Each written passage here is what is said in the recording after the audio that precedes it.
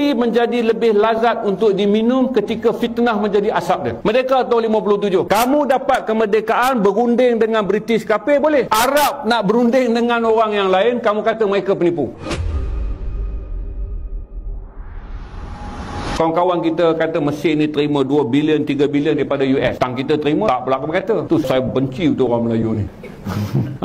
Dia menterdarah banyak, dia tak cakap. Maka saya jelaskan, kena faham struktur ekonomi, kewangan, langkah baru. Sebab negara Arab tak boleh perang, dia tak ada senjata. Maka bagilah peluang pada orang yang tak mau memilih jalan perang dalam keadaan dia tak berdaya. Dan dia pun dah perang 2 kali. Dia perang tahun 67, baca sejarah 4 bangsa Arab. Dia perang tahun 73, 900,000 orang. Orang-orang Arab ni masih mencari jenazah moyang mereka. Moyang-moyang mereka perang tahun 67. Orang Saudi yang tuan-tuan hina ni, Wahabi dan segala macam. Tapi sebahagian mereka pergi tak tahu di mana mayat datuk mereka. 16,000 orang tentera Saudi yang masuk perang, kemudian kalah dalam combat tu kerana Saudi masuk daripada sepadan Jordan. Orang Saudi, orang Iraq, orang Jordan masuk daripada Bukit Golan sebelah Jordan. Orang Syria kata kami akan masuk sendiri, kami naik daripada Bukit Golan kami tahun 73. Komando Palestin dan juga orang-orang Islam daripada Lubnan, kami akan masuk daripada Bekaa Valley. Tapi yang besar adalah gabungan kerana tahun 69. Tahun 69 Muammar Gaddafi datang, dia bagi tahu dengan kawan baru dia Anwar Sadat, walaupun Gamal Muhammad Nasir telah pergi, prinsip untuk memerdekakan Palestin ni ada, dia hantar tentera dia bergabung. Tapi tahun yang sama juga Henry Kissinger menang lagi, dia dah jadi seusaha negara tahun 67. Sebab apa? Kalau Presiden Amerika ni tak ada dekat dengan seorang Israel, Amerika akan menumpukan pada perang dingin. Amerika tak peduli dah apa yang berlaku pada Israel. Maka itulah dia jadi seusaha negara. Dan tahun itulah dia menghantar 107 jet dengan bom berteknologi tinggi, di mana kita kalah dalam perang Ramadan. Israel meraihkannya sebagai perang Yom Kippur, perang yang bermula pada 6 hari bulan Oktober, berakhir pada 25 hari bulan Oktober. 20 hari yang sangat penuh air mata. Sebab tu jangan hina bangsa Arab sebab dia dah perang. Kita ni pergi dulu, kalau saya atuk saya nama Saman tu mati dekat sempadan, saya bolehlah sembang tinggi. Tak ada lah begini kaki atas ni amalan ni. Kau tahu tak atuk aku ni mati di mana? Aku mati Palestin tau. Tak ada. Kalau tak ada berpada-padalah nak mengutuk orang yang tok nenek dia dah mati dekat Palestin. Dia ada 10 negara saya baca tuan-tuan. Kena hormat negara-negara ni kalau kita nak bercerita tentang bangsa Arab dan Palestin. Pertama adalah orang Saudi, orang Iraq, orang Jordan. Ni 3. Kemudian orang Syria, orang Lubnan, tak kira dia Syiah ataupun dia Sunni. Kemudian orang Mesir, orang Libya. Kemudian datang orang Sudan. Sudan ada 6,000 tentera. Saya tak tahulah macam mana Sudan pada tahun 1973 datang hantar tentera. Masuk duduklah belakang tentera Mesir, tak tahu apa-apa, janji jihad. Ini adalah bangsa-bangsa yang telah berperang. Jadi kita kena ada sedikit hormat. Kita kena ada sedikit hormat dengan tidak mencela bangsa ni, kerana bangsa ini telah mendukung agama ini walaupun tak menang. Sebab apa tuan-tuan? Menang ni adalah matlamat, melakukannya adalah tujuan. Jadi hormatlah kerana orang ni telah pun melakukan tujuan untuk matlamat, tapi kalah dalam perang ni kerana kelicikan Israel. Sampai sekarang kita tak perang selagi kita tak ada kemajuan teknologi udara. Sebab tu tuan-tuan tengok, jet pejuang udara adalah barang paling sensitif untuk dijual. Sebab tu saya kata Iran tak ada jet pejuang udara, dia combat, dia terpaksa bangunkan hypersonic yang sangat mahal untuk mencatatkan masa 8 minit sampai ke atas tanah Israel. Israel masih boleh pakai F-18, F-35,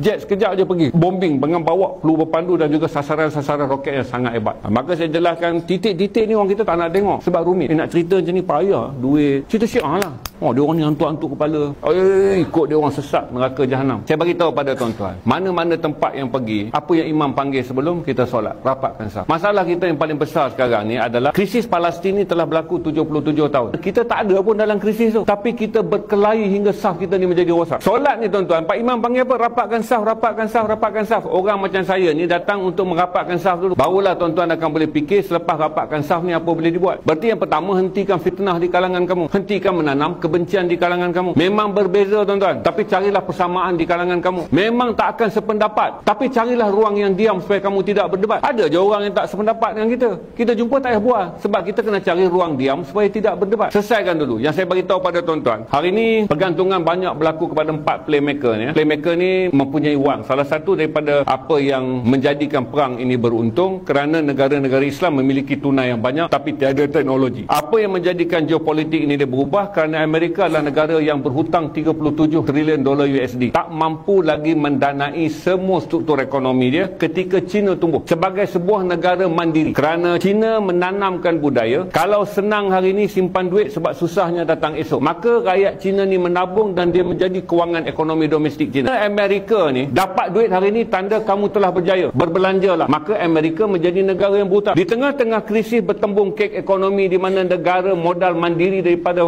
tunai yang disimpan rakyatnya dalam sistem tabungan, berdepan dengan negara yang bergoyang kerana rakyatnya menghutang tunai kerana gaya hidup. Maka tunai yang ada adalah daripada nata blok minyak. Sebab tu Trump pergi dan minta duit daripada Saudi 1 bilion. Tapi pada malam tu, kalau nak 600 juta dengan sign yang pertama 138 bilion pembelian Boeing, Trump kena perangkap dalam makan malam untuk menarik balik sekatan ke atas Syria. Sampai ingat lawatan Trump pergi tu, besoknya tu tak ada pertemuan dengan Ahmad Syaraf. Saudi tak mau buat apa announcement selagi garis hijau penyelesaian di Gaza tak selesai. Kerana sebelum Trump datang, dia dah hantar menantu dia pada bulan November. Dia menang je pilihan raya, dia hantar menantu dia Kushner. Kushner pun jumpa putera Muhammad bin Salman. Dokumen tu semua tuan-tuan boleh baca, bukan rahsia. Muhammad bin Salman sebut 3 perkara. Kalau aku raja ni, aku langgar je garis yang menyebabkan aku dianggap membelot kepada Palestin, rusuhan akan berlaku di Saudi dan aku akan jatuh. Sebab dia tahu temperature rakyat Saudi ni pun dah tak boleh sabar. Sebab Palestin ni telah menjadi garis sistem monarki yang ada di Arab ni, rakyat nak sabar ataupun tidak. Kedua, kata putera Muhammad bin Salman, garis hijau adalah Palestin mestilah dimerdekakan. Kami akan ambil Abraham Accord. Palestin merdeka, kami akan ambil Abraham Accord. Itu yang budak-budak selalu potong Arab nak ambil Abraham Accord. Saya kata bacalah dokumen tu betul-betul, kan dokumen tu penuh. Kan ucapan dia akan ada Abraham Accord di antara Saudi dan Israel setelah wujudnya Palestin merdeka. Sebab tu kadang-kadang belajar geopolitik, belajar juga geoekonomi dan juga geografi. Di mana UAE adalah pelabur terbesar di Mesir. Untuk menyelamatkan ekonomi Mesir supaya tidak menjadi negara pengemis, untuk membolehkan Mesir menjadi buffer zone dan mendengar pandangan Arab daripada negara Teluk, UAE masuk melabur di Mesir melalui dana berdaulat dia. Sebab tu dipanggil Alexandria City. Membangunkan kota pelancongan baru di Alexandria dengan modal $13 bilion USD. Besar. Kita nak dapat 13 bilion, tanyalah Datuk Samsul, memang susah. Dia dapat. Manakala UAE ni dihantar untuk menaja semua projek ekonomi di Syria. Sebab tu sebaik saja Trump cabut saja sanction, UAE mengumumkan pelabuhan laut dalam yang paling dalam di dunia akan dibangunkan di Syria dengan modal 800 juta USD. Dan Syria akan mendapat transportasi termoden. Jadi Syria ni dah terlambat, tertinggal. Jadi kata UAE tak payah buat dah sistem bas apa semua. Kita naikkan satu kereta api yang bernilai 250 juta USD, 1 trilion ringgit Malaysia, untuk membolehkan Syria baru ni tak lagi dibangunkan secara berdikit-dikit, terus menjadi Syria moden. Pasaran wang yang diletakkan ni adalah bagi membolehkan negara Arab mengisytiharkan. Kamu kacau saja Syria, berarti UAE ada di situ. Dia panggil meng-UAE-kan Syria. Kemudian kerana Mesir berada dalam keadaan, kawan-kawan kita kata Mesir ni terima 2 bilion, 3 bilion daripada US. Tang kita terima, tak pula kata. Tu saya benci betul orang Melayu ni. Dia menterdarah banyak, dia tak cakap. Dia kata orang tu sampai bungkus-bungkus. Padahal orang tu tak lalu makan kenduri tu. Tuan rumah kata bungkus. Dia dah 3 kali tambah.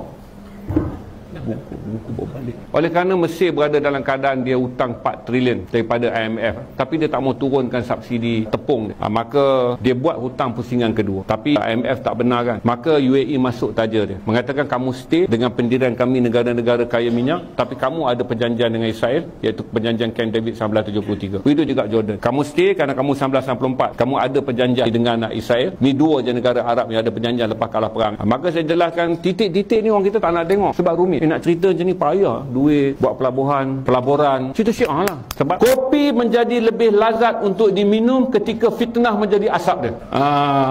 Kan?